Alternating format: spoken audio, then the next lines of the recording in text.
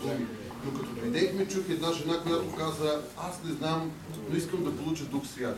Тя е точно е тук тази жената от Стара Загора. Слава на Бога. За нас това е най-важно. Дали ще кажа нещо или няма да кажа нещо. Важното е Господ днеска нея да я кръсти. Това е най-важно. Слава на Бога.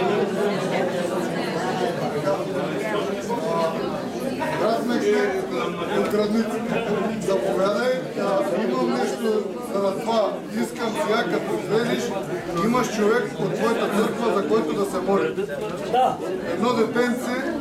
И е така, че след като говориш, заради това те искам тук, всички да се заемем с тая нужда. Да. Ето го, брат Мехмет. Мнозина могат да ме познаят, и аз познавам някой, ама и мнозина и пак това познавам. Казвам се брат Мехмет, от граница сме. Ами, няма как да. Годините се минават и ще от ден на ден се приближаваме и се радваме. Не мога. Брати и сестри, ще се старая да бъдем много кратък със словото, защото днес чухме думи, чрез които и, както казаха и братята, и да се осъждаме, и да се покаиваме, и да се огледаме на огледалото, и да направим една сметка как днес стоим пред Бога. И няма да вземем най-голямата поука. Няма да се сърдим, когато чуем такива изувеличателни думи, но истински християнин винаги, когато се изувеличава, той се радва и се старае днеска да направи нещо, което да се промени. Амин. Амин.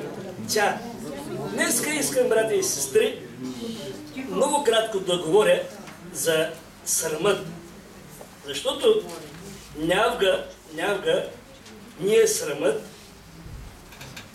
го нямаме за нищо.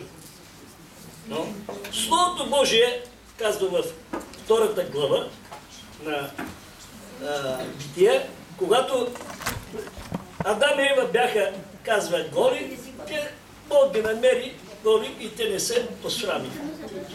Само се скриха, казва, и не се посрамиха. Брати и сестри, те се скриха от грехът. Знаеха, че направиха нещо, което Господ им заръча да им направят.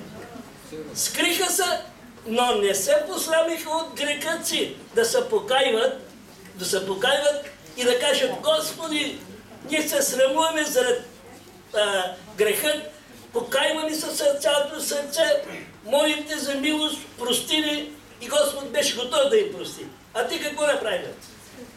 Адам каза, че жената дала ябълката, жената прихвърли топката към дявола, така и взеха да се оправдава. И накрая, какво? Човек, който не познава греха, брати и сестри, човек, който не знае греха, там няма покаяние. Там никога те се оправдават и искат един други да излязат прави и да получат накрая, и двамата си получиха наградата. Аз знам, че покаянието има голямо значение в живота. Защото човешката праведност е като дрипа мръсна. Ние във всичко можем да се грешим, както каза и братята, в мислите ни, в ходенето ни, пред очите ни, навсякъде. Но ако до вечера не паднем на колене и да кажем, Господи, днеска ми мина през главата нещо, и аз, моля те за тези мисли, моля те за тези неща, или пък на скърба съм някого, моля те, прости ми. Ние, брати и сестри, казваме, нищо няма, какъв грех, като света. Аз не съм толкова сгрешен, аз съм толкова добър и няма какво да се покайвам, не приемам Бога, аз съм чист и не ми трябва покаяние. Аз искам нещо да кажа, брати и сестри. Сега, пред Бога нищо не може да стои скрито. Всичко, казва, един ден ще се яви на открито. И когато Адам и Ева се грешиха, те бяха много жалки. Какво? Направиха си препаски да могат да се прикрият нали, голодата. Но днес, мили брати и сестри, виждаме много хора на този свят, имат най-различни изобилие от грехи. В разкош живеят. Но знаете ли, за тези грехи, за тези колеси, какво се крие, брати и сестри? Срамът. Срамът, защото не познават Бога и не знаят покаянието. Те не се срамуват от грехът си. Не знаят какво е срам. И за тях като нещо, когато прегрешат, мили брати и сестри, какво казват? Абе, изработи го, казва този. Прикарах го днеска, казва, яко и толкова не ме интересува. И се радва. И се радва и се възгордява, че днеска той е победил нещо. Като победител излязъл. Със жалост аз искам нещо да кажа към всички мои брати и сестри. Днеска човек се среща от дрехите, но не се изпраща от дрехите, мили брати и сестри. Човек се изпраща от гъла. Какво не жива в неговия разум? Дали има нещо, което може да направи впечатление на много брати и сестри, или да направи нещо да видим в него, което да плени твоето сърце и да кажеш: много добро момче, бе. Чисто и просто с неговите думи, чрез неговото смирение, чрез неговото това, което видях, значи афери. Знаете ли, мили брати и сестри? Пред нас днеска е най-големият въпрос. Аз искам днеска да попитам всички. Ние срамували се от Бога? Да може да дойдем пред Бога, да си признаем греха и да се покайваме.